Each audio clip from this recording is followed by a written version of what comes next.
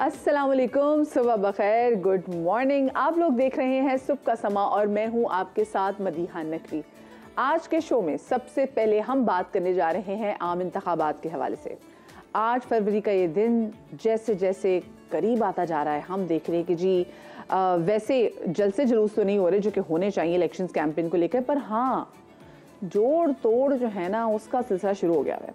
सियासी जमातें seat adjustment कर रही हैं। इस्तेहकाम पाकिस्तान पार्टी और मुस्लिम लीग नून के दरमियान सीट एडजस्टमेंट की मामला जो है वो तय पा गए हैं। कौमी असम्बली के 7 और सूबाई असम्बली की 11 हल्कों में एडजस्टमेंट होगी। दूसरी जानिब मुस्लिम लीग नून और MQM के दरमियान भी डील हो गई है। मुत्तहिदा NA 242 की नशिस्त शहबाज शरीफ को देने पर आमादा हो गई है। यहाँ पर हम देख रहे हैं कि मुस्तफ़ा कमाल भी खड़े थे लेकिन वो दस्तबरदार हुए। 5 कौमी और 11 सूबाई सीटों पर एडजस्टमेंट की जाएगी और अंदरूनी सिंध GDA और नून लीग में भी इत्तेहाद हो गया है। नून लीग आजकल बड़ी जनाब फॉर्म में चल रही है और बड़ी मेल मुलाकातें कर रही है। GDA 8 कौमी और 10 सूबाई सीटों पर नून लीग की हिमायत करेगी। तमाम तर सियासी सूरत हाल पर बात करने के लिए हमारे साथ मौजूद है समा के नुमाइंदा खुसूसी आसिम नसीर, उनको शामिल गुफ्तगू करेंगे। अस्सलाम वालेकुम Asim, very good morning. Asim, सबसे पहले तो मुझे बताएं, नून लीग जहाँ पर इतनी एक्टिव चल रही है, सीट एडजस्टमेंट हो रही है, उनकी डील्स चल रही हैं, वहाँ पर मैं देख रही हूँ कि जो उनकी की पर्सनालिटी है मरीम नवाज, समहाउ वो ऐसा लग रहा है कि छुप गई हैं। ये क्या हुआ है? कहीं कोई जंतर मंतर तो नहीं करवा दिया बिलावल भुट्टो जरदारी ने? पहले भी तो जंतर मंतर होते थे वैसे। वेरी गुड मॉर्निंग जी, बहुत शुक्रिया। जंतर मंतर बहुत बहुत शुक्रिया। आपने शुरू ही वहाँ से कर दिया कि जंतर मंतर। ये तो मरीम नवाज़ बताएंगी कि उनकी एक क्रेडिट लाइन होती थी कि वो बुशरा बीबी के हवाले से कहती थी कि बनी गाला से जंतर मंतर हो रहा है। लेकिन अब देखें यहाँ पर क्या होता है।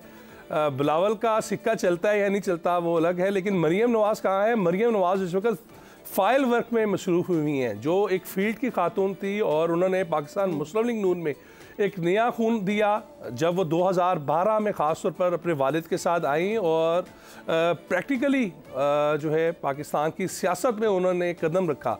उस वक़्त से मैं उन्हें, जिस दिन वो उनका पहला दिन था उसके बाद से फिर उनसे मेरी मेल मुलाकातें बहुत ज़्यादा उससे पहले भी थीं, लेकिन उनके साथ काम करने का और उन्हें कवर करने का मुझे बड़ा एक तवील, जितनी उनकी सियासी इनिंग्स है उसके बराबर ही मेरा भी साथ साथ चल रहा है।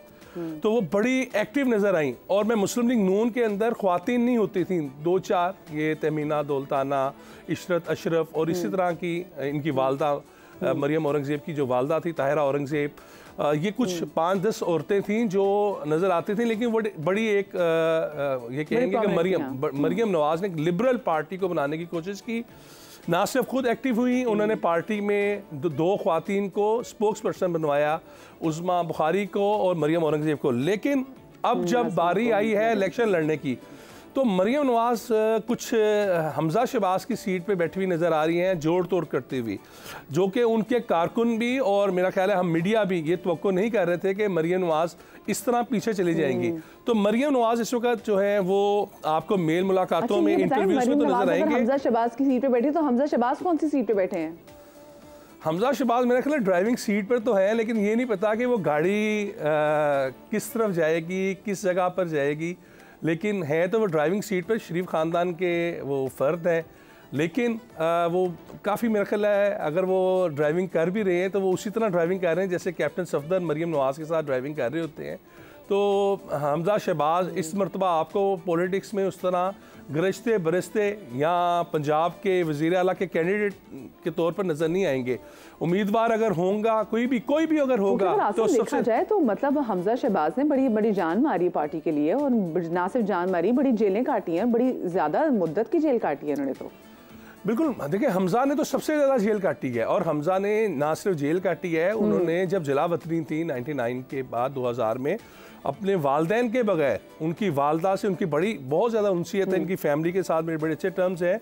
तो नुसरत शहबाज साहिबा बहुत ज़्यादा अलील भी रही, लेकिन उसके बावजूद वो उनसे नहीं मिल पाते थे और अभी भी उनकी जो सेहत है वो इतनी अच्छी नहीं है। तो हमजा शहबाज अपनी फैमिली से काफ़ी दूर रही सियासत की वजह से। लेकिन आज जब सियासत में हम गद्दी मिलने की बात है, जब गद्दी मिलने की बात है तो हमजा काफ़ी पीछे नजर आते हैं। उसकी 2 बुनियादी वजह है। एक कहा जाता है कि हमजा शहबाज का जो डिसीजन था, जो उन्होंने सुप्रीम कोर्ट की जो हेयरिंग के अंदर वो 3 दिन का टाइम देने की बजाय कहा कि हम रन ऑफ इलेक्शन में जाएंगे, उसके ऊपर नवाज शरीफ उनसे नाराज़ हुए और वो उसकी सज़ा ये हुई कि इनकी हुकूमत भी चली गई। और उसके बाद इमरान खान जिस तरह उन्होंने तमाम उनकी हुकूमत पंजाब में भी रही और फिर नून लीग पर काफ़ी टफ टाइम भी रहा पंजाब में जब तक चौधरी परवेज़ नहीं रहे। ये तो खानदान के लोग हैं ना, अगर देखा जाए आसिम तो ये तो ताया जी थे, तो ताया जी को जाके फिर बाबू जी को जाके फिर वो जादू की जप्फी नहीं दे सके। बस मेरा ख्याल है वो शर्मीले साबित हुए और अगर वो जादू की जप्फी वहाँ पर दे देते हैं नवाज शरीफ साहब को तो नवाज शरीफ साहब मान जाते। लेकिन आपको भी अंदाज़ा होगा, आप भी लाहौर की ही हैं, कि लाहौर का भी एक मिजाज है। नवाज शरीफ बिल्कुल एक टिपिकल लाहौरी है और वो अपनी बात पर अड़े हुए हैं। गो के हमजा शहबाज की पंजाब में मैं आपको 100% बता रहा हूँ, शहबाज शरीफ से ज़्यादा पेनिट्रेशन हमजा शहबाज की है। हमजा शहबाज की वर्किंग ब्यूरोक्रेसी में शहबाज शरीफ से ज़्यादा है। वर्कर्स के साथ, चेयरमैन के साथ, वाइस चेयरमैन के साथ, एमपीएस के साथ हमजा शहबाज की है। लेकिन ये अब आपको पता है कि सियासत में तो ऐसे ही होता है। आप मुग़ल ख़ानदान को देख लें या किसी भी ख़ानदान को देख लें, तो जब कुर्सी की जंग होती है वहाँ पर कुछ भी फिर माफ़ नहीं होता।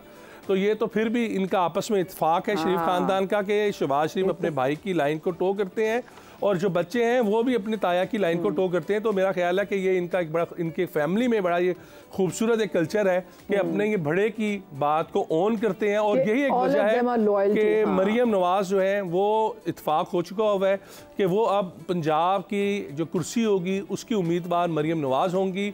शहबाज शरीफ और नवाज शरीफ वो वफाक में जाएंगे। अब ये देखना ना, इलेक्शन के बाद पता चलेगा कि वो कितने स्ट्रॉन्ग हैं, कि वो इतनी स्ट्रॉन्गली अपनी हुकूमत बना सकते हैं कि नहीं बना सकते हैं और मरियम नवाज को क्या फिर ओहदा मिलेगा। मुझे अब ये बताएं, ये बिलावल भुट्टो जरदारी आज जो 3-4 घंटे के लिए जलसा करने के लिए आ रहे हैं लाहौर, इसकी हवाले से क्या खबरें हैं? और हम देख रहे हैं कि बड़े एक्टिव चल रहे हैं और उन्होंने लाहौर तो सबसे ऊपर लिखा हुआ है कि भाई जहाँ से पार्टी शुरू हुई थी वहीं से जाके पार्टी को दोबारा से रिवैम्प करना है।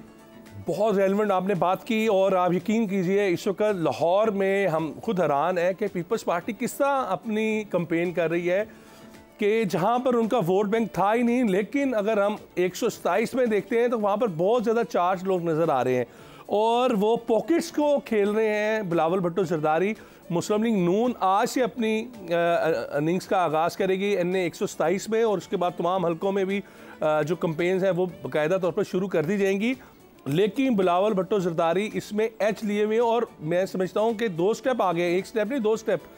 एक उनके नाना की लेगेसी, उनकी वालदा की लेगेसी, फिर वालिद उनके मुफाहमत के बादशाह, एक तो ये चीज़ें चल रही हैं। दूसरा एक यंगस्टर है, सिंध से यहाँ पर आए हैं, साबिक वज़ीर आज़म के नवासे बेटे भी हैं, सदर के बेटे हैं।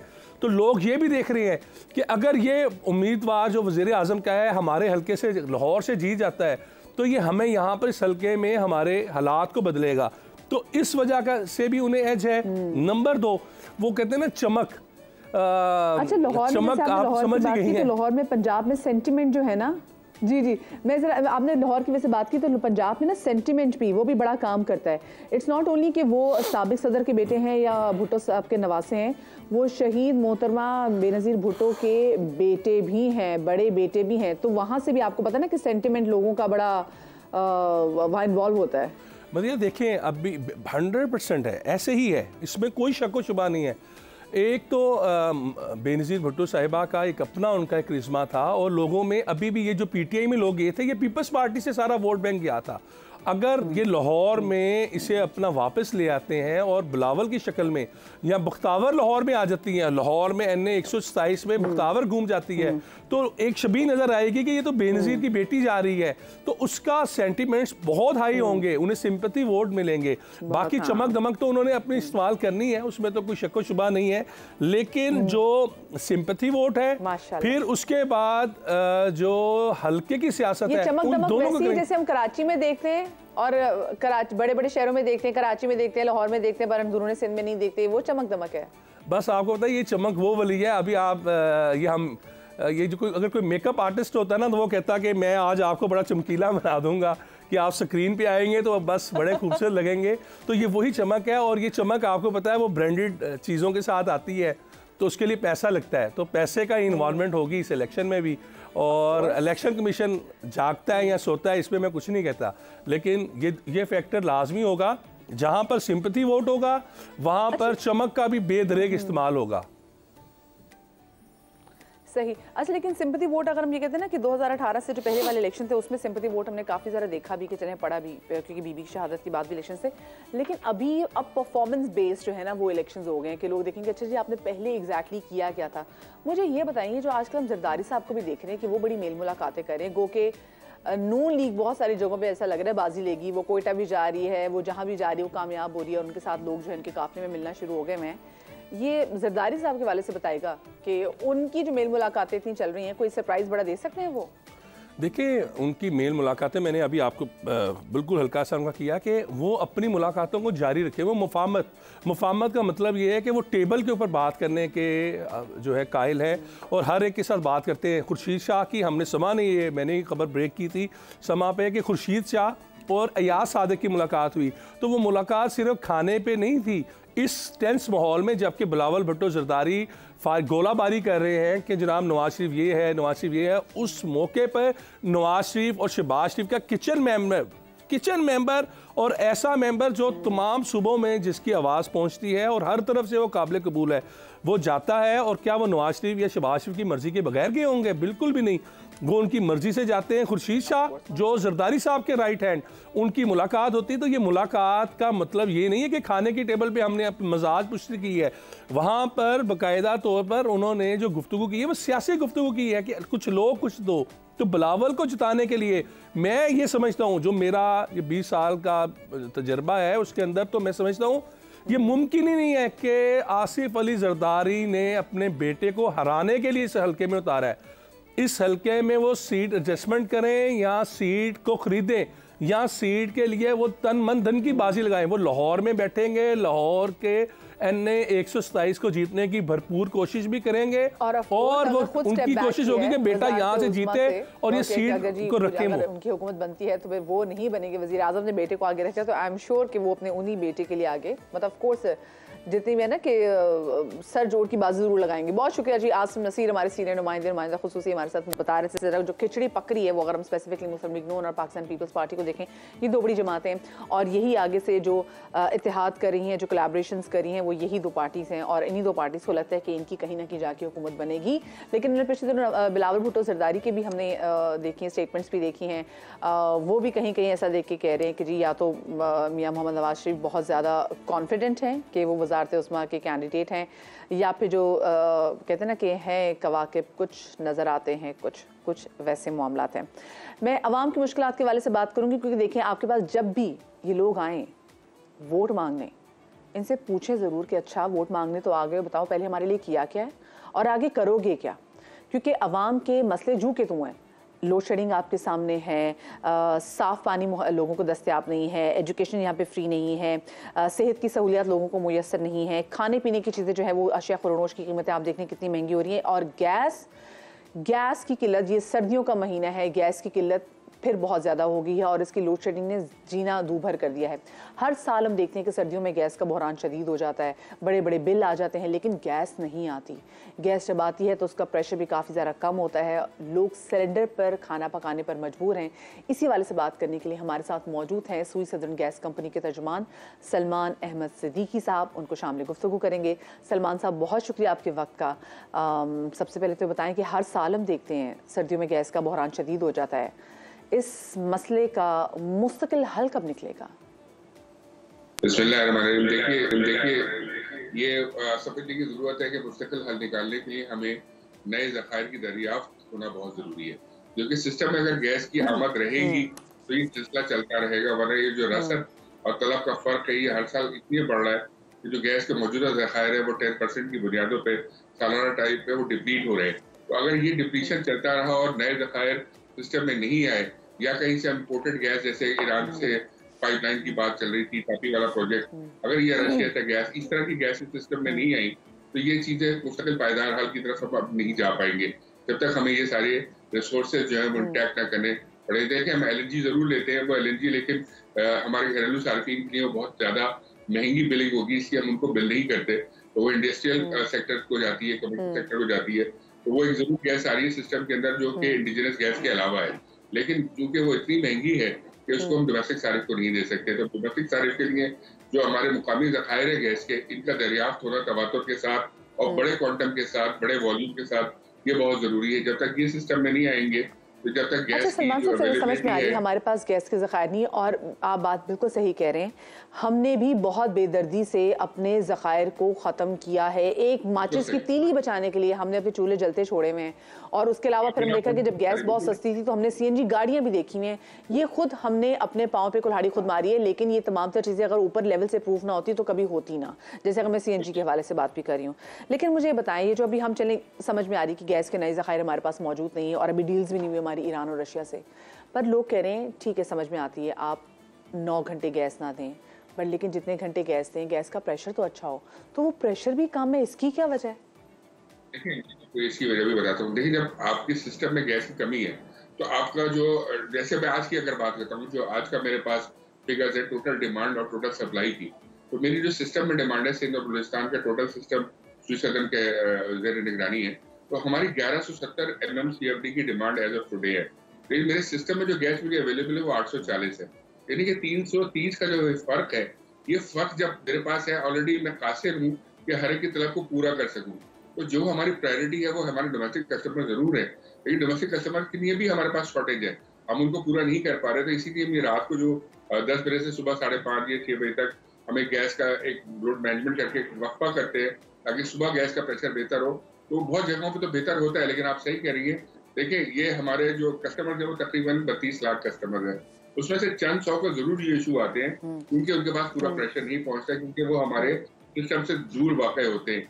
जो हमारा गैस का जो डिस्ट्रीब्यूशन है, अगर उसे हमारी but do you see any good thing happening sir? मुझे बताएं कि आगे कुछ गैस में थोड़ी बहुत बेहतरी आएगी, लोड शेडिंग में थोड़ी बहुत कमी होगी, बस लोग ये जानना चाहते हैं, लोग बड़े परेशान हैं। ठीक है, मैं आपको के हवाले से बताऊं तो सर्दियों में ये इशू रहेगा, तकरीबन फरवरी के एंड तक रहेगा, और उसके बाद ग्रेजुअली जब डिमांड हमारी ड्रॉप होना शुरू होगी, लोग अपने हीटर्स को ऑफ कर देंगे जो अपर बलूचिस्तान में, अपर सिंध में, और हमारे गीजर्स को बंद करना शुरू करेंगे, तो वापस नॉर्मेलिटी की तरफ जरूर जाएंगे। लेकिन ये जो रात का वक्फा है, जो हम 10 बजे से सुबह 5, 5:30, 6 बजे तक जो करते हैं, इसको मेंटेन करना पड़ेगा, बिकॉज ओवरऑल सिस्टम में डेफिसिट है। सही, ठीक है, बहुत शुक्रिया जी। सलमान सिद्दीकी हमारे साथ मौजूद थे। बड़ी परेशानी तो है और आगे की सूरत हाल भी बेहतर होने वाली नहीं है जब तक हमारी डील्स नहीं हो जाती ईरान से और रशिया से। छोटी सी एक ब्रेक लेते हैं, ब्रेक के बाद वापस आएंगे, कहीं मत जाइएगा।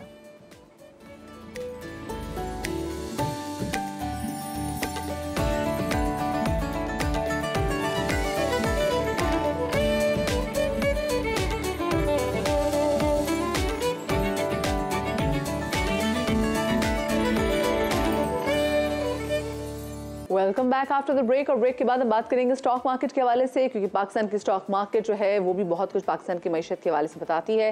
पाकिस्तान स्टॉक एक्सचेंज में दूसरे रोज कारोबार के इख्तिताम पर 100 इंडेक्स 64,170 पॉइंट्स पर बंद हुआ। ये दूसरा रोज कौन सा था?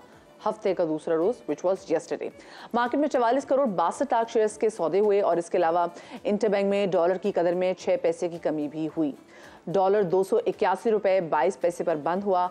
और इस वक्त मार्केट की क्या सूरत हाल है, ये जानते हैं नुमाइंदा समा रिजवान आलम से। अस्सलाम वालेकुम Rizwan, a very good morning. Rizwan, इस वक्त जब मैं आपसे बात करी तो सुबह के हो रहे हैं 10:30 बजे। स्टॉक मार्केट में क्या सिचुएशन है? मदिया स्टॉक मार्केट में कारोबार का आगाज़ तो हमने देखा था थोड़ा मंदी से के साथ हुआ था, और एक मौके पर 150 पॉइंट्स की मंदी भी देखी गई मार्केट में। थोड़ा सा प्रेशर में थी मार्केट, लेकिन उसके बाद फिर कुछ ख़बरें आई हैं मार्केट में जिसकी वजह से हमने ऑयल एंड गैस सेक्टर में ख़रीदारी देखी है, ख़ासतौर से PPL और OGDCL के शेयर्स में हैंडसम डिविडेंड देने की कुछ बातें गर्दिश कर रही हैं मार्केट में, जिसकी वजह से हमने ऑयल एंड गैस सेक्टर में एकदम से बाइंग देखी। उस बाइंग ने मार्केट में समाई बदल दिया, मंदी जो है वो तेज़ी में बदल गई है। स्टॉक मार्केट में 300 से ज़ायद पॉइंट्स की इस वक्त तेज़ी है। 64,500 के ऊपर जो है 100 इंडेक्स ट्रेड कर रहा है, वॉल्यूम भी बनना शुरू हो गए और लाओ माल की आवाज़ें लगना शुरू हो गई हैं मार्केट में ऑयल एंड गैस सेक्टर के शेयर्स में। ये ब्लू चिप शेयर है, इनका वेटेज जो है वो ज़्यादा होता है इंडेक्स पे, जी कुछ इनका इंडेक्स में वेटेज भी ज़्यादा होता है, इसलिए हम देखते हैं ये तेज़ी से फिर इंडेक्स बढ़ता है, तो फिर उसके साथ दूसरे शेयर्स भी चलते हैं जब रैली बनती है। आज मार्केट में 2 बड़ी अहम खबरें आई हैं, मैं उसको बता देता हूँ उसके बारे में, जिसने मार्केट को आज ड्राइव किया है। रेमिटेंसेस के हवाले से बड़ी अच्छी खबर आई है। मदिया, हमारे ओवरसीज़ पाकिस्तानी भाई मेहनत का जो बाहर काम करते हैं, मेहनत करते हैं, उन्होंने अपने वतन जो है दिसंबर में जो है वो 2 अरब 40 करोड़ डॉलर का ज़र मुबादला भेजा है। ये अगर देखा जाए और 6 महीने में अगर इसकी बात की जाए तो ये 6 महीने में 13 अरब 40 करोड़ डॉलर उन्होंने वतन भेजे। यानी कि ये समझ लें कि जो IMF हमें कान पकड़ के मुर्गा बनाता है, सिर्फ 2-3 अरब डॉलर के लिए जो है वो उसकी शराइत, सख्त तरीन शराइत माननी पड़ती है, वो भी 2 से 3 साल में देता है। या 6 महीने में ओवरसीज पाकिस्तानियों ने जो है वो 13.5 अरब रुपए डॉलर 13.5 अरब डॉलर का ज़रिए मुआवजा पाकिस्तान भेज दिया है। तो ये एक अच्छी खबर आई स्टॉक मार्केट में। इसके साथ साथ जो है वो एक और ख़बर आई है कि हुकूमत पाकिस्तान जो है वो 400 अरब रुपए के जो है वो इस्लामिक सुकूक बॉन्ड जो है वो स्टॉक मार्केट के ज़रिए फ़रोख्त करेगी। इसका मतलब ये है कि इस्लामिक सुकूक बॉन्ड की जो मार्केट है वो स्टॉक मार्केट में बड़ी अच्छी डेवलप होने जा रही है, क्योंकि हमने पिछला जो एक सुकूक 30 अरब का देखा था उसमें जो पेशकशें आई थी वो 400 अरब रुपए से ज़्यादा की आ गई थी। बड़ा ह्यूज इन्वेस्टमेंट की जो है ख्वाहिश जाहिर की थी इन्वेस्टर्स ने। इसका मतलब ये था कि उनके पास पैसा बहुत है, वो हुकूमत पाकिस्तान को देना चाहते हैं, लेकिन इस्लामिक तरीके से देना चाहते हैं, शरई उसूलों पे देना चाहते हैं। ये बड़ी अच्छी खबर थी। और अब जब हुकूमत ने इसको देखते हुए फैसला कर लिया है तो इसका मतलब ये कि स्टॉक मार्केट में ये चीज़ एक और नई मार्केट डेवलप होने जा रही है। लोगों के पास पैसा बहुत है, वो हुकूमत पाकिस्तान को देने के लिए तैयार है और इस्लामिक वेज से देने के लिए तैयार है। तो ये 2 खबरें अच्छी थी मार्केट के लिए। फिर मैंने जैसे आपको बताया कि डिविडेंड की कुछ खबरें आ रही हैं और स्टॉक मार्केट इसीलिए आज हमने परफॉर्म करते हुए देखा है ब्लू चिप शेयर को। तो ये है सूरत हाल स्टॉक मार्केट की। मदिया चले समय रफीक, और जो सिचुएशन है बिल्कुल भी बुरी नहीं है, बहुत ज़बरदस्त चल रही है। बहुत शुक्रिया जी रिजवान आलम, हमारे नुमाइंदे हमारे साथ मौजूद थे। और जब हम कहते हैं ना कि हमारे बैरून मुल्क मुकीम पाकिस्तान की मशहडी हैं, तो we mean it and they are. जिस तरीके से हम देख रहे हैं कि अभी दिसंबर की बात करें तो दिसंबर में उन्होंने 2 अरब 40 करोड़ डॉलर जो हैं वो रेमिटेंस की सूरत में पाकिस्तान आए हैं। फिर उसके बाद अगर 6 महीने में देखें तो तकरीबन 13 अरब 40 crore dollar. That's huge. So जितना भी शुक्र अदा किया जाए उनका कम है। और ये वो पाकिस्तानी है जो मुल्क से बाहर जाके भी मुल्क को सर्व करते हैं और कोशिश करते हैं कि इनका मुल्क सही डगर पे चले। खैर जी, अब मैं उस हर चीज़ के वाले से बात करूँगी, उस गेम के वाले से बात करूँगी जिसके सही डगर का तयन नहीं हो पा रहा। हाँ, तो समझ गए मैं क्रिकेट की बात कर रही हूँ भाई, बड़ी ज़बरदस्त बात है। खैर कोई बात नहीं, टेस्ट मैच था, ऑस्ट्रेलिया में हार गए, इट्स ओके। पहली बार 28 सालों में हम नहीं जीते, बड़े बड़े सूरमा हमारे क्रिकेट में आए थे, वो नहीं जिता सके तो बेचारे हम ये क्या में जिताते। आप खुद सोचें ना, अभी ज़्यादती करें ज़्यादा एक्सपेक्टेशंस लगा के। लेकिन हाँ, T20 से बड़ी एक्सपेक्टेशंस है, क्योंकि हमारी जो टीम है ना उसका स्टेमिना भी खेलने का ऐसा लगता है 20 ओवर्स का है। और भाई T20 फॉर्मेट है भी पाकिस्तानी क्रिकेट टीम का, दे परफॉर्म वेरी वेल जब वो T20 खेल रहे होते हैं। तो कीवीज के शिकार के लिए, एक तो मैं स्पेसिफिकली हेडलाइंस में जब देखती हूँ ना कि कीवीज के शिकार के लिए शाहीन तैयार, और उसके बाद जब मैं फिर शाहीनों की अक्सर परफॉर्मेंस देखती हूँ तो मुझे बड़ा होता है कि ये क्या कर रहे हैं। कभी कैंगरूओं के पीछे भाग रहे होते हैं, कभी कीवीज के पीछे भाग रहे होते हैं, लेकिन देखना ये है कि हमारे शाहीनों के साथ होता क्या है। ऑकलैंड में पाकिस्तान क्रिकेट टीम ने फिजिकल ट्रेनिंग के साथ वहाँ पे प्रैक्टिस भी की है और फास्ट बॉलिंग कोच उमर कुल की निगरानी में बॉलर्स ने नेट पर खूब बॉलिंग की। और नए T20 कप्तान शाहिन अफरीदी ने खिलाड़ियों को लेक्चर भी दिया। पता नहीं खैर किस बात पर लेक्चर दिया ये भी हम जानेंगे, लेकिन आई एम श्योर उन्होंने लेक्चर दिया होगा कि भाई क्या चीज़ अच्छी करनी है, क्या चीज़ बुरी करनी है। खैर बुरी तो कुछ भी नहीं करनी, गुंजाइश ही नहीं है, बस जो भी करना ज़बरदस्त और दबंग करना है। पाकिस्तान और न्यूजीलैंड के दरमियान पहला T20 12 जनवरी को इंशाल्लाह होगा। खिलाड़ी कितने पुरुमीद हैं, प्रैक्टिस सेशन कैसा रहा, इसी वाले से बात करने के लिए हमारे साथ मौजूद हैं साबिक टेस्ट क्रिकेटर यासिर हमीद। उनको शामिल गुफ्तगू करेंगे। अस्सलाम वालेकुम Yasir, a very good morning. Yasir, मुझे बताएं, अभी हमारे कैप्टन शाहीन अफरीदी ने टीम के लोगों से बातचीत की। ऑफ कोर्स पुराने जो सीरीज़ की हार है उसका टोल भी हमारे नर्व्स पे हो गई, लेकिन अभी आपको क्या लगता है कि शाहीन अफरीदी ने जो लेक्चर दिया वो क्या लेक्चर होगा? जी वालेकुम अस्सलाम, थैंक यू वेरी मच। देखें, बेसिकली प्रिपरेशन है, पेप टॉक ऑब्वियसली दी होगी, नए कैप्टन है और ऑब्वियसली उनके टाइटल में 2 ट्रॉफीज भी हैं, वो सारी कॉन्फिडेंट हैं, तो वो अपनी टीम को प्रिपेयर ऑब्वियसली कर रहे हैं। एक हार के बाद एक नया सफ़र वो जो है शुरू कर रहे हैं। और वैसे भी देखें, सेना में जो south Africa, England, New Zealand, Australia, यहाँ पे पाकिस्तान को जो कंडीशंस को अडॉप्ट करने में थोड़ा टाइम, अगर आप ऑस्ट्रेलिया के टूर में भी देखें तो हमें संभलते 1 हफ्ता 10 दिन लग गए थे। उसमें पहला टेस्ट हमारा निकल गया था। तो पहला टेस्ट हम जब पर्थ में खेलते हैं, इट्स अबाउट ये 30 साल हो गया हमारा, मतलब यही रूटीन है कि पहला टेस्ट पाकिस्तान का वाक़ा में होता है। तो वाक़ा में जो बाउंस है वो पाकिस्तान के बाउंस से इट्स वेरी डिफरेंट। मतलब वहाँ पे जो बाउंस है वो चेस्ट हाइट पे आता है और हम लोग जो है हम आदी हैं नी हाइट्स पे खेलने की या ज़्यादा वेस्ट हाइट पे, तो अडॉप्टेशन में टाइम लगता है। तो मेरे ख्याल से शाहीन शाह यही कह रहे होंगे कि ये दिस इज आवर फॉर्मेट और T20 में वी आर बेस्ट साइड और हम लोगों को अच्छा करना है। अच्छा Yasir, what do you think, क्या शॉर्टफॉल्स ऐसी हैं जिस पे काम करने की ज़रूरत है? ऑफ कोर्स जब आप भी मैच देख रहे होंगे, बीइंग अ क्रिकेटर, बहुत सारी जगहों पे आपको भी फील हो रहा है कि ओ हो ये गलती ना करते, ये गलती ना करते, ओ हो ये बार बार इसी चीज़ को रिपीट क्यों कर रहे हैं? वो क्या चीज़ें हैं जो हमारी शॉर्ट कमिंग्स हैं? देखिए, शॉर्ट कमिंग्स एज सच तो अगर आप पाकिस्तान के पोटेंशियल की बात करें तो पाकिस्तान की team is right up there, लेकिन आप कंडीशन से रेलिवेंस के लिए ना आपको मेरे ख्याल से एक तो ये जो अभी कह रहे हैं एक पॉलिसी अगर बन रही है ए टूर्स की, ऑस्ट्रेलिया, न्यूजीलैंड, इंग्लैंड और साउथ अफ्रीका, ये साल में एक एक ए टूर जरूर होना चाहिए। और अगर आप ओवरऑल देखें अगर शॉर्टफॉल क्यों होता है और इसकी वजह क्या है, तो हमारी अगर एक पॉलिसी बनती है तो डिसकंटिन्यूटी आ जाती है उसमें। अब ये पॉलिसी बन रही है, अब अगर नया कोई भी आएगा तो कहेगा नहीं यार ये फारे करो, ये वाली ठीक नहीं है, ये कर, तो वो एक डिसकंटिन्यूटी जो है ना वो हमारी चीजों को डेवलप नहीं होने देती। तो आई गेस ये एक मेरे ख्याल से it would be right way moving forward. अगर हम ऑस्ट्रेलिया से जीतना चाहते हैं या न्यूजीलैंड को हराना चाहते हैं या साउथ अफ्रीका को हराना चाहते हैं तो हमें अपने ए टीम वहाँ पे भेजनी पड़ेंगी। अभी आपने देखा होगा आमिर जमाल ने वहाँ पे सबसे अच्छा परफॉर्म किया, ठीक है। उसकी आपको शायद ये पता ना हो कि Aamir Jamal has played club cricket in Australia, तो वहाँ पे वो सीजनल क्रिकेट खेल चुके हैं, तो वहाँ से रेलिवेंट हो गए वहाँ की कंडीशन से। तो मेरे ख्याल से ये एक बड़ा एक आसान सा फार्मूला कि अगर आप कहीं पे अगर आपको प्रॉब्लम हो रही है तो आप शान मसूद भी तो खेल चुके हैं। हाँ, आई बिलीव कि शान मसूद और आमिर के लिए इतना मुश्किल तो नहीं होगा। देखिए, शान मसूद ने भी अच्छा परफॉर्म किया ना। शान मसूद इंग्लैंड में वो काउंटी की टीम को लीड करते हैं, तो वो एक बहुत बड़ा एक्सपीरियंस का बैग है जो कैरी कर रहे हैं, ठीक है।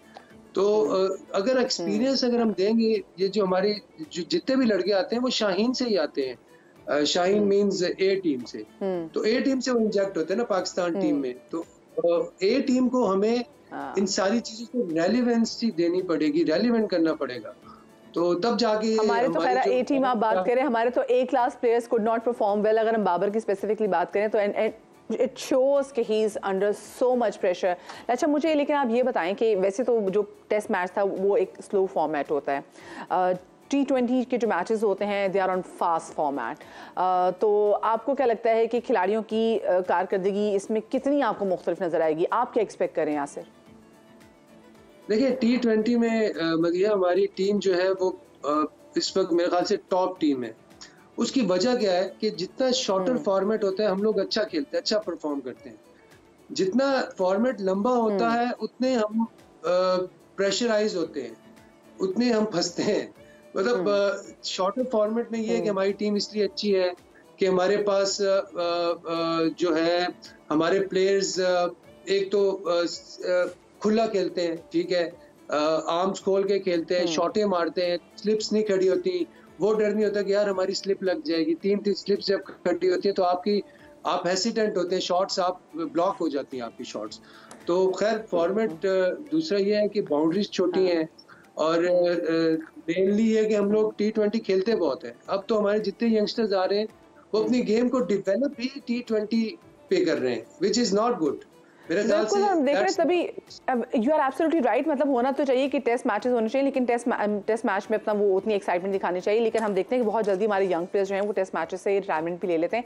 मुझे ये बताएं, अभी हमने टेस्ट मैच खेला है, फिर हम यहाँ पे T20 का मैच सीरीज खेलने के लिए न्यूजीलैंड हम यहाँ पर आ गए। उसके बाद व्हेन ये पाकिस्तान वापस आएंगे तो we have PSL and we have world cup, T20 का वर्ल्ड कप भी। आपको नहीं लगता कि दरमियान में हम बहुत सारे, वही अपनी बात, हम ऑलमोस्ट हम on daily basis we are talking about it, हम एग्जॉस्ट कर रहे हैं अपने टैलेंट को, उनको ब्रेक ना देके? हमारी ये तो अब एक स्केड्यूल है, ये तो इसको तो फॉलो करना ही है। लाइक यू नो पाकिस्तान की जो पूरी एक स्केड्यूल है वो बन गया है नेक्स्ट दिसंबर तक। अब इसके बाद पाकिस्तान ने PSL इन लड़कों ने खेलना ऑब्वियसली, विच इज वेरी, मेरे ख्याल से मैंडेटरी हमारे प्लेयर्स के लिए कि वो PSL खेलें, ठीक है। फिर उसके बाद T20 वर्ल्ड कप है, उससे पहले भी हमने 5 T20 की सीरीज खेलनी, हमने आयरलैंड जाके, हॉलैंड जाके, वो हमारी T20 है, फिर इंग्लैंड के साथ है, फिर वर्ल्ड कप है, तो थ्रू आउट क्रिकेट तो स्टॉप नहीं होती। और क्रिकेट तो क्रिकेटर को क्रिकेट खेल आपने साथ साथ फिटनेस करनी है, आपने अपनी स्लीप का ख्याल रखना है, आप अपने डाइट का ख्याल रखना है। मेरे ख्याल से ये जहाँ पे हम थोड़ा सा लैक करते हैं। और कॉफी थोड़ी कम पीनी है या कॉफी अच्छी पीनी है? कॉफी आई गेस ठीक है, कभी कभी पी लेनी चाहिए। चले, बहुत शुक्रिया जी। हमारे साथ यासिर हमीद साबिक टेस्ट क्रिकेटर मौजूद थे। भाई कॉफ़ी सेहत के लिए बहुत अच्छी होती है, लेकिन ये देखिए कि कॉफ़ी आपकी टाइम मैनेजमेंट ख़राब ना कर दे, which is very important. Time management ख़राब होगी तो आपकी मैनेजमेंट वीक हो जाएगी। खैर जी, भारत की मुमताज़ गुलकारा श्रेया घोषाल ने कहा है कि मैं पाकिस्तानी गुलकार अली ज़फ़र की बहुत बड़ी परस्तार हूँ और मुझे उनका गाना झूम बेइंतहा पसंद है। वो गाना ना, दिल झूम झूम, मुझे ये गाना अपने दिल के बहुत करीब महसूस होता है और मुझे ये जानकर खुशी हुई है कि ये गाना बहुत जल्द फिल्म कड़ाक का हिस्सा भी बनने वाली है। ये भारतीय गुलकारा ने बात अपने एक ट्वीट के ज़रिए की। उन्होंने अली ज़फ़र को टैग भी इसमें किया और इसके जवाब में अली ज़फ़र, मतलब श्रेया घोषाल, आपको मालूम है कि वो कितना खूबसूरत गाती हैं। वो एक वर्सटाइल सिंगर हैं और क्लासिकल सिंगर हैं, बड़ा ज़बरदस्त गाती हैं। और अगर दौरे हाजिर की देखा जाए तो भारत की सबसे बेहतरीन सिंगर हैं। इसके जवाब में, इस ट्वीट के जवाब में पाकिस्तानी गुलकार अली ज़फ़र ने उनका शुक्रिया अदा किया और कहा कि मैं आपके जज्बात की कदर करता हूँ और ये कहना चाहता हूँ कि मेरी नज़र में आप आज के बेहतरीन गुलकारों में से एक हैं और मुझे पूरा यकीन है कि भारतीय फिल्म में जब ये गाना पेश किया जाएगा तो आप लोग इसके साथ मुकम्मल तौर पर जस्टिस करेंगे। सो ये एक एप्रिसिएशन थी। लेकिन बात ये कि मैं ये सोचती हूँ कि मतलब क्या इतने उनके पास इतना बड़ा मुल्क है, इतने ज़्यादा उनके पास आर्टिस्ट हैं, सिंगर्स हैं, उनके पास म्यूज़िक कंपोजर्स हैं, म्यूज़िक डायरेक्टर्स हैं, एंड स्टिल आपको पाकिस्तानी गाने चाहिए, आपको पाकिस्तानी धुनें चाहिए। वाई? एक छोटी सी ब्रेक लेते हैं, ब्रेक के बाद मिलते हैं।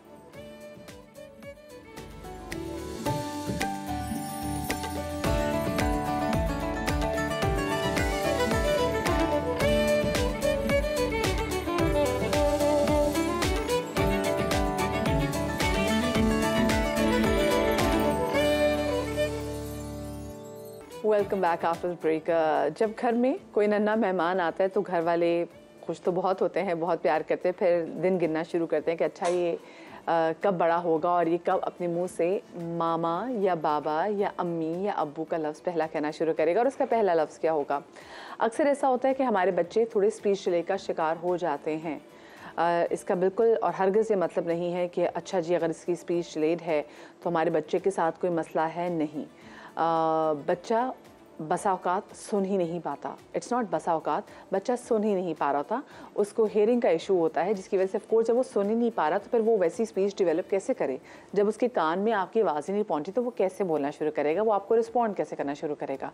ये एक बड़ी फ़ाइन एक एज होती है जिसमें आपको बहुत जल्दी इस बात का जो है वो देखना पड़ता है, तशख़्ख़ुस करना पड़ता है कि आपका बच्चा क्या आपकी बुलाई ही रिस्पॉन्ड कर रहा है या नहीं कर रहा, और कहाँ कहाँ जो माइलस्टोन, नॉर्मल माइलस्टोन्स होते हैं। मैं ये नहीं कह रही कि बच्चा वक्त से पहले चीज़ें कर ले, लेकिन हाँ जो एक नॉर्मल वक्त है और उसके बाद आप उसको 1 या 2 महीने का टाइम भी दे दें जिसमें बोलना आ जाता है, जिसमें बात करना आ जाता है, जिसमें बहुत सारी चीज़ें, सेंसरीज के ऑर्गन्स कैसे काम करें, इनको देखना होता है कि सही हो रहे हैं या नहीं हो रहे।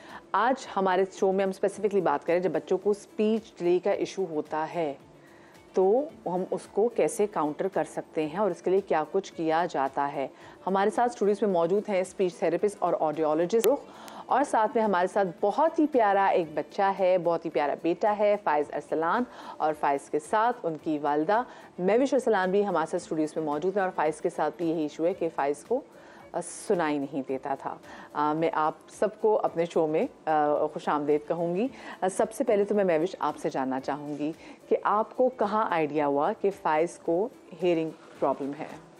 जब ये 2 इयर्स के हो रहे थे तो हमने कहा भाई इनके साथ के कज़न्स वो बोल रहे हैं, अब ये नहीं बोल रहे। और जैसा फैमिली में होता है लेट बोलेगा हाँ। बोल लेगा। अच्छा, बच्चे वाकई लेट बोलते हैं? हाँ बोलते हैं। मेरा अपना भाई भी था, एक मेरा भाई है तो माशाल्लाह तो वो लेट बोला, वो काफ़ी लेट बोला। तो हमने कहा चलो शायद इसका भी साथ यही प्रॉब्लम होगी कि ये लेट बोला।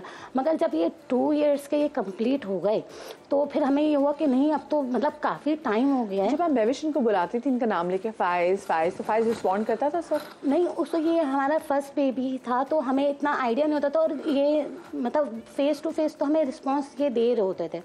मगर जो है ना फिर थोड़ी बहुत मतलब ये मुझे इतना ऑब्जर्व मैं नहीं कर पाई। तो फिर हमने डॉक्टर से कंसल्ट किया, ENT से। फिर उन्होंने इनका कहा कि आप इनका टेस्ट करवाएं क्योंकि हमें लग रहा है कि इनका है इशू। तो इनका हमने टेस्ट करवाया तो उसमें हेयरिंग लॉस आया। तो अब हेयरिंग लॉस आया तो फिर हम बस हमारा यही था कि हम फ़ौरन से फ़ौरन अब हमें करना क्या है। तो फिर हमने how hard was it for you Mahvish? कितना मुश्किल था जब आपको वैसे पता चला कि हेयरिंग लॉस है? मतलब बहुत ज़्यादा, मतलब फर्स्ट टाइम हम एक्सपीरियंस, और मतलब यहाँ पेरेंट्स मतलब फर्स्ट चाइल्ड। तो और फैमिलीज़ में भी ये फर्स्ट इस तरह का केस आया तो मतलब बहुत ज़्यादा था। मगर फिर मेरे हस्बैंड ने कहा जो हो गया हो गया। अब आगे कैसा बढ़ना है, आगे कैसा चलना है, वो ज़्यादा इम्पोर्टेंट है। तो फिर हमने इनका हेयरिंग एड लगवाया। हमने अच्छे से अच्छा कोशिश की इनको हेयरिंग एड लगवाने की, वो करवाया। फिर हमने फ़ौरन से स्पीच थेरेपी का स्टार्ट किया। फिर इनकी एज ज़ाहिर बात है बढ़ रही थी, स्कूलिंग का था। फिर इसको स्कूलिंग हमने ढूंढी तो फिर स्कूल वाले कि नहीं, अच्छा हेयरिंग एड है, अच्छा अभी स्पीच प्रॉपर नहीं है, तो ये इशू। तो खैर एक स्कूल वालों ने जैसे तैसे ले लिया। हमने कहा चले पहले ग्रुप है ले तो से, हाँ तो हम कर लेंगे। तो मगर ये है कि जाहिर सी बात है वो बिल्कुल अर्ली था, इनका स्पीच और इनकी डिवाइस बिल्कुल अर्ली थी। तो इतना वो लोग फिर उन्होंने कॉपरेट इतना किया नहीं, तो फिर हमने हटा दिया। हमने कहा नहीं आप कॉपरेट नहीं कर रहे, फिर बच्चे का कॉन्फिडेंस लेवल और भी शेप हो रहे हैं। हाँ बिल्कुल हो रहा है, क्योंकि ये बहुत ज़्यादा फ्रेंडली शाय मतलब है कि मतलब बहुत ज़्यादा ये जाते थे कि मतलब जैसा बच्चे स्कूल जाते हैं रोते हैं। हाँ। तो ये ऐसा नहीं करते, उनको शौक था। हाँ। बहुत खुशी खुशी जाते थे। तो फिर इसके पापा ने ऑब्जर्व किया कि ना ये इतना खुश नहीं जा रहा कुछ टाइम से। तो फिर हमने टीचर से डिस्कस किया तो टीचर ने कहा हाँ थोड़ा सा मतलब है ये नहीं बोल पा रहा या कुछ, थोड़ा टीचर ने इतना कॉपरेट। आई एम श्योर कि बाकी भी जो बच्चे हैं, क्योंकि हमारे यहाँ बाकी बच्चे वो भी कहीं ना कहीं बुली करते होंगे, चाहे छोटे बच्चे। छोटे बच्चों में नहीं होता, नहीं छोटे बच्चों में नहीं, प्ले ग्रुप के बच्चों में क्या होगा। हाँ, वो तो बाकी वो तो कुछ भी नहीं होता। पर ये कि थोड़ा टीचर्स अगर कॉपरेटिव होती है ना तो उससे बच्चा और पेरेंट्स को वो थोड़ी सी और एक्स्ट्रा जो है वो केयर की जरूरत होती है। आपका नाम क्या है? मेरा नाम फाइज अरसलान है। फाइज अरसलान है। फाइज आप कौन सी क्लास में पढ़ते हो? मैं 4th क्लास में पढ़ता हूँ। वाओ, आपकी कितनी प्यारी, आपने ऑरेंज कलर की, आपने इतने ज़बरदस्त लग रहे हो। मुझे बताएं लाला रुख, बहुत सारे माँ बाप जो हैं वो अपने बच्चों को लेकर ऑफकोर्स, और बहुत सारे माँ बाप को पता नहीं चलता, जैसे उनके पहली औलाद थी तो नहीं पता नहीं चल रहा था कि अच्छा ये कुछ माइलस्टोन बच्चा कब जाके अचीव करेगा। कौन सा ऐसा टाइम है कि जहाँ पे माँ बाप को अलार्म हो जाना चाहिए क्योंकि this is the right time, हमें इस पर कुछ करना चाहिए? ठीक है, अगर हम हेयरिंग इम्पेयरमेंट की स्पेसिफिकली बात कर रहे हैं तो अर्ली एज में ही जब बेबी बॉर्न होता है ना तो फर्स्ट मंथ्स में ही हेयरिंग टेस्ट होता है। रिफ्लेक्सेस बेसिकली चेक किए जाते हैं न्यूबॉर्न के। न्यूबॉर्न हेयरिंग स्क्रीनिंग भी कहा जाता है उसको, न्यूनेटल हेयरिंग स्क्रीनिंग या न्यूबॉर्न हेयरिंग स्क्रीनिंग। वहाँ से हमें पता चलता है एग्जैक्टली अब होना स्टार्ट हो गया है, काफ़ी साल से ये प्रोसेस है, लेकिन अभी भी बहुत सारे हॉस्पिटल्स में इसकी फैसिलिटी अवेलेबल नहीं है। जिन जगहों पर है वहाँ पे अवेयरनेस है, जहाँ पे फैसिलिटी अवेलेबल नहीं है इट्स मीन कि वहाँ पे अभी तक अवेयरनेस नहीं है। पेरेंट्स को चाहिए कि वो फर्स्ट 3 मंथ्स में बच्चे को ऑब्जर्व करें कि बच्चा कितना रिस्पॉन्स कर रहा है। बच्चा सो रहा होता है, आवाज जैसी तेज होती है तो बच्चा फौरन चौंकता है, हाथ पांव होते हैं, ठीक है। तो ये रिफ्लेक्सेस पेरेंट्स को चेक करने चाहिए कि बच्चा कितना अटेंटिव है, कितना आवाज़ों पे रिस्पॉन्स दे रहा है, ठीक है। तो यहाँ से पेरेंट्स अगर अवेयर होंगे, अवेयरनेस उन्हें होगी तो वो बच्चे को अर्ली डिटेक्ट कर पाएंगे। जितना अर्ली डिटेक्ट करेंगे डिसेबिलिटी को या डिसऑर्डर को, उतना जल्दी इंटरवेंशन प्रोवाइड की जाएगी। बच्चे को बुला भी रहे होते हैं, बच्चा मुड़ के देखता है फिर और रिस्पॉन्ड करता है आवाज पे, तो वहाँ से भी आइडिया हो जाता है। तो ये तो 1 ईयर से पहले के ही होता है कि आप बच्चे को कमांड दे रहे हो तो छोटे बेबी को कि बाबा को बुलाओ, यहाँ जाओ, नो, बेसिक कमांड जब आप दे रहे होते हैं तो उस पर अगर बच्चा रिस्पॉन्स नहीं कर रहा तो वो अलार्मिंग सिचुएशन है। आपको वहीं से बच्चे की अर्ली इंटरवेंशन स्टार्ट करनी है।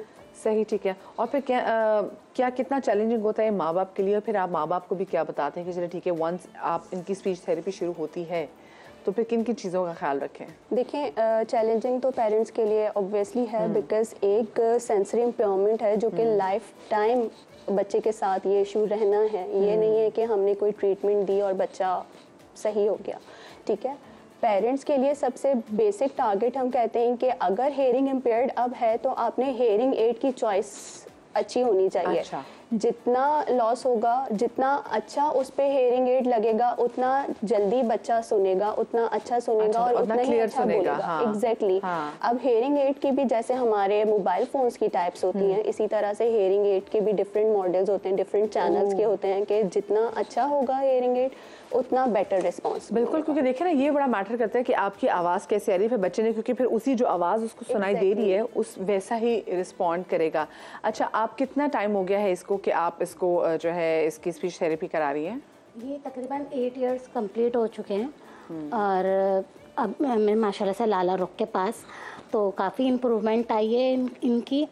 और स्कूलिंग भी ये कि जो है हमें माशाल्लाह से साथ ही मिल गई, स्पीच भी और स्कूलिंग भी, तो काफ़ी हेल्प हुई। स्कूलिंग के लिहाज उससे भी हेल्प मिली है हमें काफ़ी, और स्पीच के लिए भी। तो हमें इधर उधर कहीं भागना नहीं पड़ा कि स्कूल के बच्चा जा रहा है फिर आ रहा है फिर स्पीच के लिए जा रहा है, तो ये बहुत टफ हो जाता है। हाँ, लेकिन आपके साथ अच्छा हुआ कि आपको स्कूल भी मिल गया, फिर बच्चे के दूसरा ही कि अगर सही टाइम पे शनाख्त हो जाए तो ये चीज़ सूरत हाल बेहतर हो सकती है, बेहतर और थोड़ी और पहले कवर हो सकती है। अच्छा, मुझे बताएं कि क्या ये आला आप जिंदगी भर फैज़ के साथ रहेगा या उतर भी सकता है? नहीं, ये इसके साथ ही रहेगा, ये इसके साथ ही रहेगा और उसके साथ ही अपनी तमाम जो लर्निंग की वो चीज़ें हैं वो कर सकता है। बस ठीक है, एड ऑफ कोर्स एक एड साथ है, उसको आप लगा लेंगे तो चीज़ें इसकी अच्छी होती जाएंगी। Thank you so much for coming. बहुत ही प्यारे जी फैज़ इस्लाम मेरे साथ मौजूद थे। फाइज इस्लाम मेरे शो में मौजूद थे, उनकी वालदा हमारे साथ मौजूद थी। थैंक यू सो मच जी। लाला रुख हमारे साथ मौजूद थे। आई एम श्योर कि बहुत सारी ख़वातीन जो कि देख रही हैं उनके बच्चों के साथ भी सुनने का इशू है, तो उनको काफ़ी इस मेरे सेगमेंट से रहनुमाई मिली होगी। खैर जी, सर्दियों का महीना है और ये मसला ये है कि इस बार पाकिस्तान में ना काफ़ी लेट सर्दियाँ आई हैं। मैं लाहौर की बात करूँ तो लाहौर में तो बहुत ज़्यादा सर्दी पड़ी है, और लाहौर में बेसिकली जो सर्दी पड़ती है ना वो पड़ती है चुभने वाली सर्दी ना, कि आप कहते हैं जी वखियों में जा रही है, यानी कि आपकी पसलियों में सर्दी जा रही है, इतनी ठंड होती है। और पिछले कई दिनों से तो लाहौर में सूरज भी नहीं निकला, तो उसकी वजह से फिर आपके सामने फॉग भी का इशू भी वहीं है, फॉग भी है, ठंड भी ठीक ठाक है, और लाहौरी ये परेशान हो गए कि भाई ये बहुत ज़्यादा सर्दी है, वो कि हर दिसंबर में सर्दी पड़ती है, लेकिन इस बार जो महसूसमेंट है ना उस सर्दी की वो काफ़ी ज़्यादा है। कराची वाले भी कह रहे जी सुबह सुबह बड़ी सर्दी होती, गो कि दिन के टाइम बिल्कुल समझ में नहीं आता वो सर्दी किधर गई है। फिर रात में जब कभी हवाएं चलती हैं तो हम कहते चलो शुक्र है साइबेरियन हवाएं आई और कराची वाले भी रहम हुआ। तो कराची वाले क्या करते हैं कि मसा अगर आ गया है उनके पास सर्दी का मौसम, तो वो रुख करते हैं जनाब उन ठेलों का जहाँ पे मिल रहा होता है गर्मा गर्म सूप और यखनी पीने का, उनको मौका कोई हाथ से जाने नहीं देते। शहर कायद में मटन यखनी के काफ़ी ज़्यादा चर्चे भी हैं, और कम कीमत में मटन यखनी कहाँ मिलती है, हुज़ैफा खान की रिपोर्ट में देखते हैं। चिकन कॉर्न सूप हुआ पुराना, अब है मटन यखनी का जमाना। बकरे की दान का गोश्त और हड्डियों से तैयार यखनी कराची वालों को पसंद आ गई। शहरी कहते हैं कम कीमत में मटन यखनी मिलना एक नेमत है। कम से कम 5 साल से आ रहा हूँ यहाँ पर, माशाल्लाह बहुत अच्छा रश लगी हुई। जब भी आता हूँ यहाँ पर रश ही मिलती है, हमें खाली नहीं मिलता हमें। अच्छा खाने में भी अच्छा है माशाल्लाह, पैसे भी मुनासिब है। घर वालों की यखनी की डिमांड होती है क्योंकि सर्दियों के मौसम में सूप और यखनी ही चल रहा होता है। ख़ास बात ये है कि एनर्जी बूस्टिंग होती है इंसान की बॉडी के अंदर और हीट फील होती है। जिस तरह सर्दी आजकल बहुत ज़्यादा हो रही है उस हिसाब से ये गर्मी जिस्म के अंदर कर देता है। मटन यखनी मुतारिफ करवाने वाले अब्दुर्रहमान कहते हैं यखनी पीने लोग दूर दूर से आते हैं। मटन यखनी सूप बेचते हुए तकरीबन 6 साल हो गए। चिकन कॉर्न सूप को 30 साल से ऊपर हो गया। आइडिया जो अल्लाह पाक ने दिल में डाला भाईजान ये गोश्त वाली जो मैं बेचता हूँ 200 की, उसमें गोश्त के पैसे मेरा पूरे नहीं आते हैं, वो मैं नुकसान करता हूँ, लेकिन उसकी मेरी यखनी बिक रही है। मटन सादा यखनी 80 रुपए, जबकि गोश्त वाली यखनी 200 रुपए में दस्तियाब है। सर्दी के मौसम में जहां ये गर्मा गर्म यखनी शहरियों को लज्जत फराहम करती है, वहीं साथ साथ इसकी कम कीमत होने की वजह से भी ये शहरियों में काफ़ी मकबूल हो रही है। कैमरामैन इम्तियाज़ अली के साथ हुज़ैफा खान, समा, कराची। और कराची के हवाले से एक और चीज़ भी आपके साथ शेयर करें कि आजकल हम देख रहे हैं कि शहर कायद में, इनफैक्ट नॉट शहर कायद में बल्कि पाकिस्तान भर में ये एक स्कैम हो रहा है, और ये स्कैम काफ़ी खौफनाक है। होता है जी कि आपको रात के टाइम कॉल आती है और आपसे कहा जाता है कि भाई आपके भतीजे को हमने अभी गिरफ्तार किया है, फेक पुलिस बन के लोग कॉल करते हैं और उसके बाद कहते हैं जी कि आपका बेटे को हमने फलानी पार्टी से पकड़ा है, या आपके भतीजे को हमने एक्सीडेंट से पकड़ा है और इसने एक्सीडेंट में कोई बंदा मार दिया है और हम तो FIR काटने लगे हैं। अगर आप चाहते हैं कि FIR ना कटे तो जी दूसरी पार्टी के साथ जो सेटलमेंट होना है फौरी इसी वक्त आप इतने लाख रुपए हमें हमारे अकाउंट में जमा कर दें, वरना FIR के खिलाफ काट देंगे। और वो आपको बातों में ऐसे उलझाते हैं कि आपको टाइम ही नहीं मिलता। ना सिर्फ ये बल्कि बैरूनी मुल्क से भी ऐसी कॉल्स आती हैं और ये देखा जाता है और आपको पहले कॉल करते हैं, आपसे पूछते हैं कि आपके घर का कोई ऐसा बंदा जो है कोई बाहर भी रहता है और आप खुद ही उसको जो है वो क्लूज दे रहे होते हैं। तो ऐसी चीज़ें, ऐसे स्कैम बहुत ज़्यादा हो रहा है, तवातुर से हो रहा है और लोग काफ़ी ज़्यादा नुकसान भी उठा रहे हैं इससे। ये माजरा क्या है और कितने लोग इस रैकेट में मुलव्वस हैं, इसी वाले से बात करेंगे chief crime reporter Ahmed Rahman से। Ahmed, very good morning. मुझे बताएं ये माजरा क्या है और इसके पीछे कौन कौन लोग मुलव्वस हैं? जी देखिए, तकरीबन रोज़ा हमारे पास जो है वो 8 से 10 कंप्लेंट्स हमें मौसूल होती हैं इस तरह की कि आम लोगों को फ़ोन कॉल्स जो है वो की जाती हैं और फ़ोन कॉल्स करके कहा जाता है कि जी आपके भांजे ने या आपके भतीजे ने इस तरह का एक्सीडेंट कर दिया है या फिर वो किसी चीज़ में मुलव्वस पाया गया है और फिर उसकी गिरफ्तारी जो है वो हम डालने लगे, वरना जो है वो आप इतने पैसे हमें ट्रांसफर करें फौरी तौर पे। तो ये इस तरह के केसेस हम देख रहे हैं जो कि तवातुर के साथ हो रहे हैं। शहरियों को फोन आते हैं, उनसे कहा जाता है कि आप कॉल कट नहीं करेंगे, अगर आपने कॉल कट की तो हम इसकी FIR लॉन्च कर देंगे। तो वो कॉल कट नहीं करने देते और ऑनलाइन ट्रांजैक्शन उनसे करवाते हैं, उनसे पैसे ट्रांसफर करवाते हैं और उसके बाद उनको बाकायदा पूरा एक स्कैम का ये भी हिस्सा है कि एक लड़का जो है वो रोता हुआ अपनी आवाज भी उनको सुनवाता है, जिससे लगता ये है कि जैसे उनका प्यारा वाकई में उन्हीं जाली पुलिस एहलकारों के पास मौजूद है। सही। जरा अहमद मुझे बताएं, ये जो औकाते कार होते हैं इस तरह की स्कैम कॉल्स वो क्या होते हैं? क्योंकि यूजुअली हमने देखा था कि ये तरीका वारदात ये है कि जो कॉल्स हैं ये आपको लेट नाइट कॉल्स आती हैं ऐसी, और वीकेंड पे ज्यादा। अच्छा देखिए, अब कराची नहीं जी, अब कराची में हम ये देख रहे हैं कि शुरुआत में तो सिर्फ रात के औकात में इस तरह के फोन कॉल्स की जाती थी, लेकिन अब दिन के औकात में भी मतलब 10, 11 बजे, 12 बजे दिन के औकात में फोन कॉल्स की जाती हैं। खास तौर पर उस टाइम का इंतखाब किया जाता है जब उनके घर के मर्द हजरात जो हैं वो दफातर में मौजूद हों, घर के फर्द ज्यादा तादाद में घर पे ना हो, ताकि वो एक दूसरे से मशवरा ना कर सके कि इस तरह का फोन आया है, इनको क्या जवाब देना है। तो ज्यादा वक्त कॉल्स हम देख रहे हैं कि अब दिन के औकात में आती हैं। कल भी इस तरह का एक वाकया पेश आया है, लांडी 6 नंबर से हमें खातून का फोन आया था कि जी उनसे 40,000 रुपए ये कहकर हासिल किए जालसाजों ने कि उनके भांजे को एक केस में जो है वो गिरफ्तारी डाल देंगे अगर उन्होंने पैसे ट्रांसफर ना किए। सही, ठीक है। तो अभी तक कोई गिरफ्तारी भी अमल में आई है? जी देखिए, अफसोस की बात है कि अब तक इस केस में कोई गिरफ्तारी अमल में नहीं आ सकी है। पुलिस की जानिब से भी कोशिशें की जा रही हैं, FIA की जानिब से भी कोशिशें की जा रही हैं, लेकिन ताहाल कोई गिरफ्तारी अमल में नहीं आई है।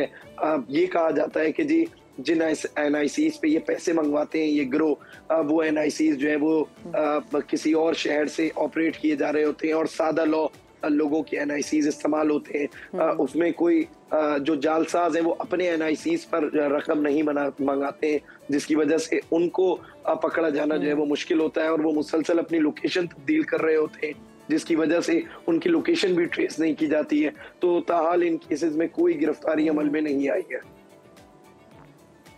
Which is sad। बहुत शुक्रिया जी। अहमद रहमान हमारे साथ मौजूद थे, गला ख़राब था लेकिन उसकी ड्यूटी में हमारे साथ मौजूद थे और हमें इतनी अहम स्कैम के वाले से बता रहे थे। अच्छा जी, आपको पता ना नज़ला ज़ुकाम खांसी कितने फैले में, ये भी ज़रा हम कंफ्यूज हैं कि ये इन्फ्लुएंजा है, ये क्या है, ये कहीं कोविड की नई टाइप तो नहीं है। तो बस एक दरख्वास्त है आप लोगों से, अगर आपका गला ख़राब है, नज़ला है, ज़ुकाम भी है, छींकें बड़ी आपको आ रही हैं, तो कोशिश करें ज़रा आप गैदरिंग्स और ब्याहों में, शादियों के इवेंट में कम जाएँ। कोई बात नहीं, इंशाल्लाह ज़िंदगी रही, आगे भी शादियाँ बड़ी आएंगी, शादियों का खाना आगे भी बड़ा खाने को मिलेगा। लेकिन प्लीज़, मैं अक्सर लोगों को देखती हूँ कि उनकी तबीयत ठीक नहीं होती, उनको नज़ला होता है और नाक बहरी होती है और उसके बावजूद वो पब्लिक गैदरिंग में मौजूद होते हैं। सो प्लीज़ ज़रा ख्याल रखें। एक छोटी सी ब्रेक के बाद मिलते, कहीं मत जाइएगा।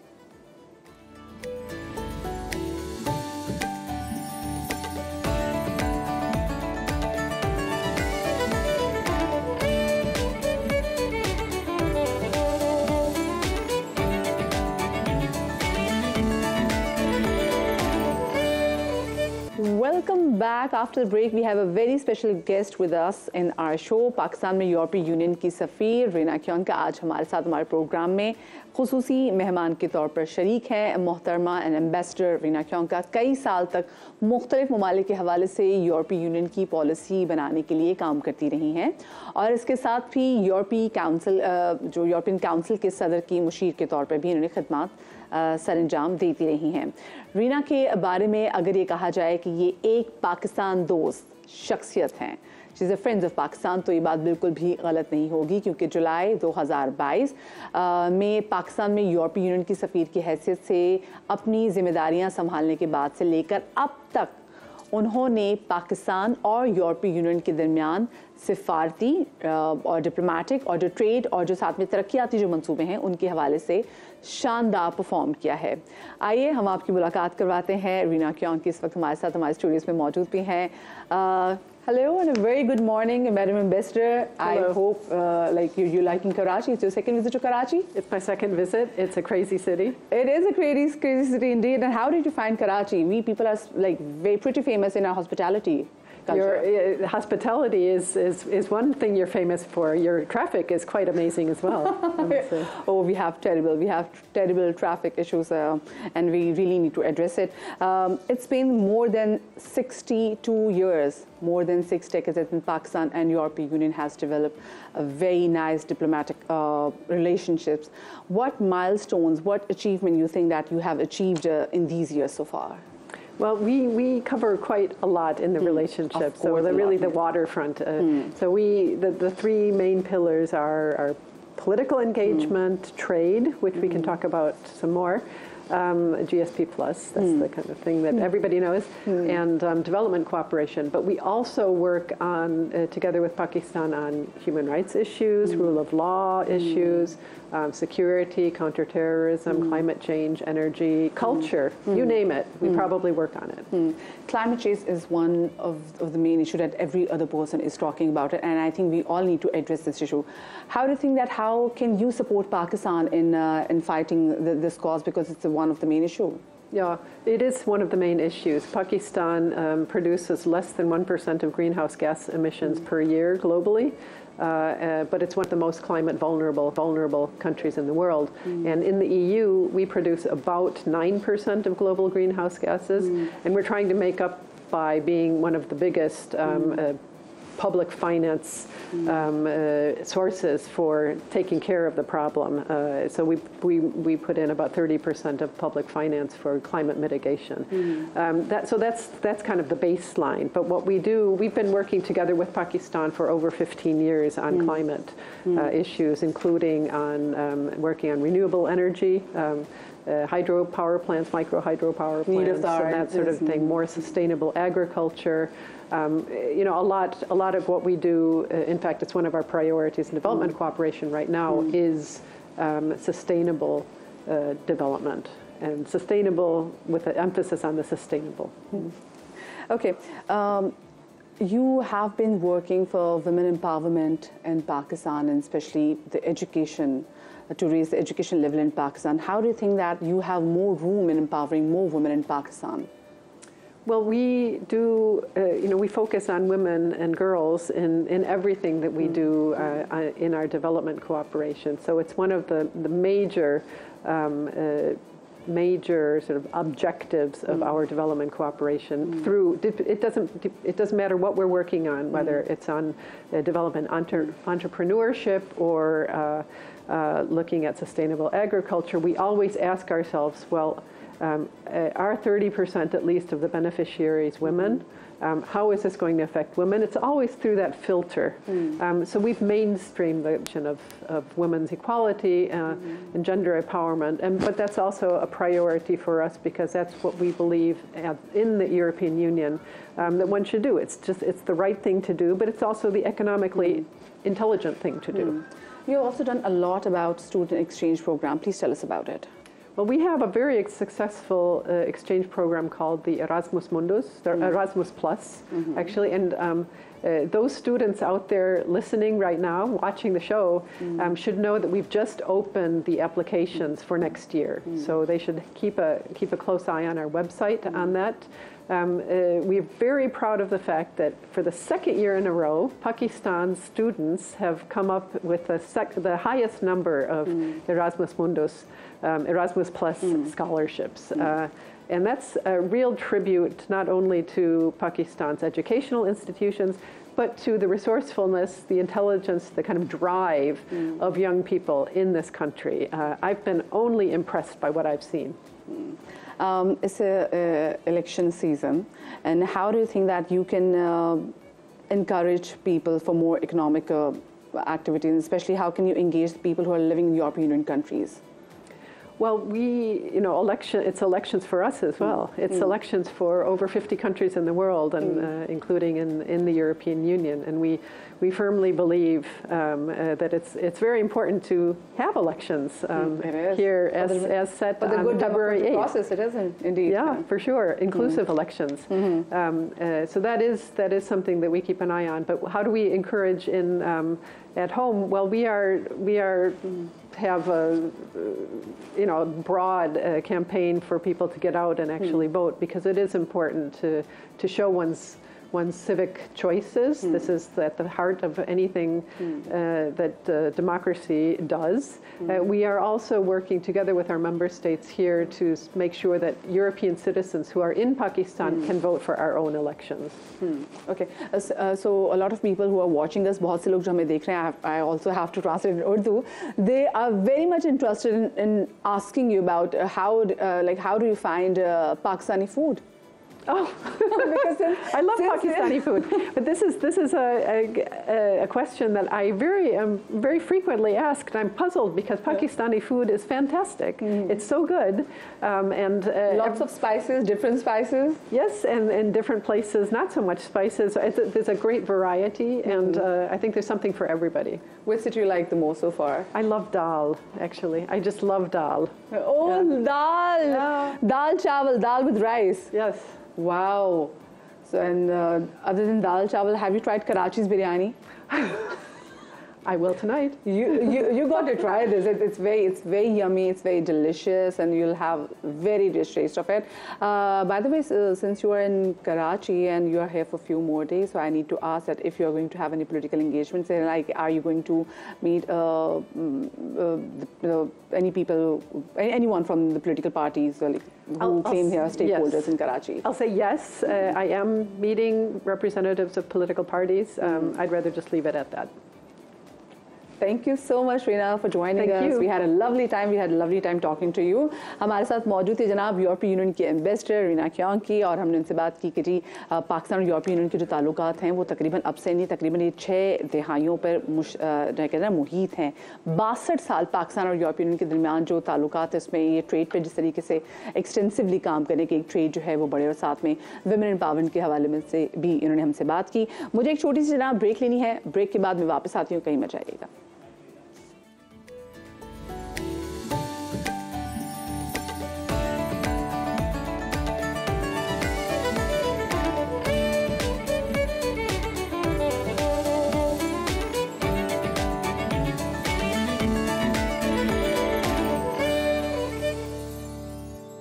Welcome back after the break. और ब्रेक के बाद मुझे बात करनी है आपकी सेहत के हवाले से, और आज आपकी सेहत में मैं बात करूंगी जोड़ों की बीमारी, जिसको गठिया कहते हैं।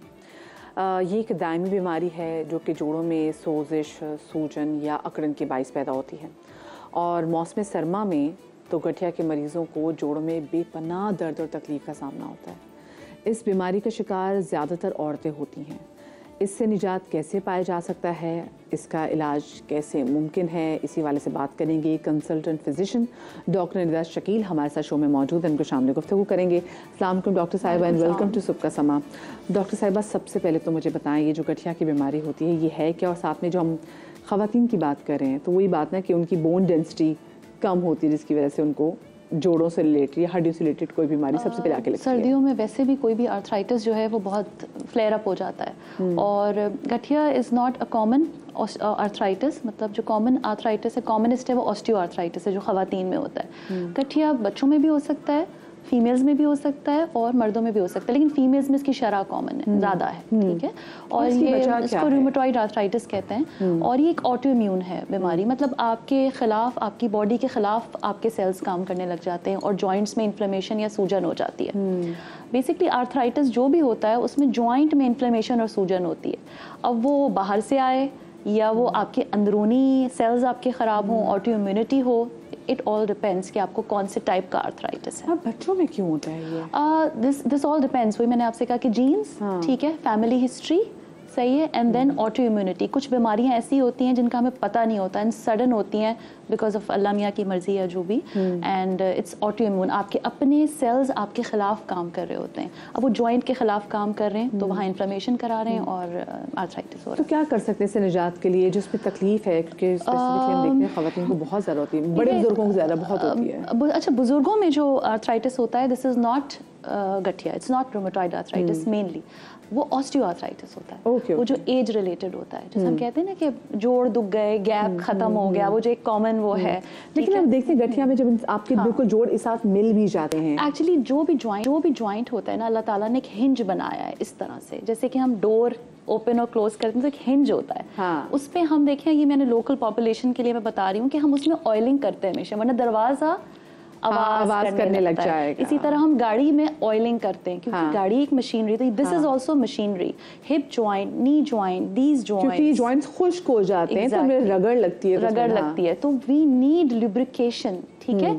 और उसकी और 2-3 पॉइंट्स जो मैं आपको बताऊंगी। गठिया जो है बेसिकली स्मॉल जॉइंट्स हैं, ठीक है। खवातीन को जो प्रॉब्लम होती है, नी में भी होता है, बट नी में कम होता है, ऑस्टियोआर्थराइटिस की वजह से होती है, मतलब वेट बेयरिंग जॉइंट्स।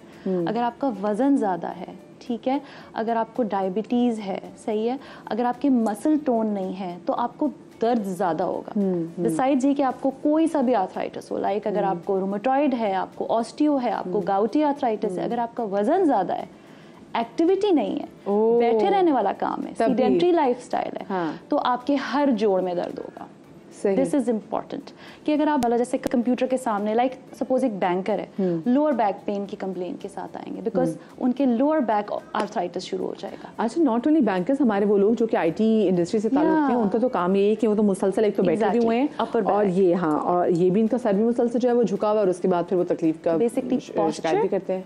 फुटवेयर, जो खवातीन फुटवेयर या जो मर्द फुटवेयर सही नहीं पहनते, दिस इज वेरी इंपॉर्टेंट। छोटी छोटी चीजें हैं। बीमारी का इलाज तो साइड पे है कि दवाएं हैं, और ऑब्वियसली उसको प्रिवेंट करने के लिए कुछ दवाएं हैं और उसको ट्रीट करने के लिए कुछ दवाएं। अच्छा डॉक्टर साहब, मुझे बताएं कि चलें ऑटोइम्यून डिजीज तो है, लेकिन मुझे बताएं फिर भी हम कौन सी एज से इसका ज़्यादा ख्याल करना शुरू कर दें? हम ऐसा क्या खाएं कि हम इससे बच सकें? अच्छा देखिए, जिनकी फैमिली हिस्ट्री है ना रूमेटॉइड आर्थराइटिस की या कोई भी ऑटोइम्यून डिजीज की, तो उनको होने के चांसेस होते हैं। तो ऑब्वियसली वो अपना वजन ना बढ़ाएं, ठीक है, वो कैल्शियम विटामिन डी का इंटेक अच्छा रखें, वो अपना यूरिक एसिड नॉर्मल रखें। अच्छा, विटामिन डी हम कैसे, क्योंकि तो सर्दियों की धूप है तो ज़रा एंजॉय भी कर सकते हैं, तो मुझे ये भी लोगों को बताएं, क्योंकि लोग ना बड़े गलत टाइम की धूप ले रहे होते हैं।